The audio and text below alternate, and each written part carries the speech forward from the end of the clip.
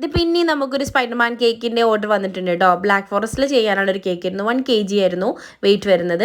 അപ്പോൾ നമുക്ക് എപ്പോഴും ഓർഡർ തരുന്ന കുട്ടിയാണ്, നമ്മളെ നെയ്ബറാണ്. അപ്പോൾ അവരുടെ വീട്ടിലേക്കുള്ള ഒരു ഓർഡർ ആയിരുന്നു കേട്ടോ. അപ്പോൾ സത്യം പറഞ്ഞാൽ വളരെ വൈകിയാണ് കഴിഞ്ഞ പ്രാവശ്യം എനിക്കൊരു സ്പൈഡർമാൻ തീമിലൊരു കേക്ക് കിട്ടിയത്. അത് കഴിഞ്ഞ് വളരെ ലേറ്റ് ആവാതെ തന്നെ പെട്ടെന്ന് വീണ്ടും ഒരു സ്പൈഡർമാൻ തീമിലൊരു കേക്ക് കിട്ടി കേട്ടോ.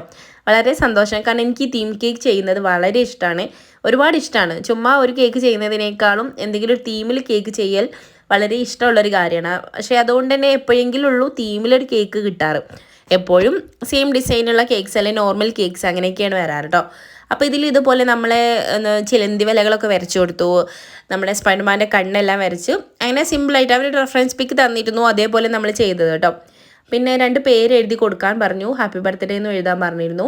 പിന്നെ ഞാൻ കുറച്ച് ക്രീം ബാക്കി ഉണ്ടായപ്പോൾ ചുറ്റും ഇതുപോലെ ഒരു കുഞ്ഞു ബോർഡറും കൂടി കൊടുത്തിട്ടുണ്ട് കേട്ടോ. അപ്പോൾ ഇതാണ് നമ്മുടെ കേക്കിൻ്റെ ഫൈനൽ ലുക്ക്. ഇഷ്ടപ്പെട്ടാൽ എല്ലാവരും ലൈക്ക് ചെയ്യുക. ബൈ.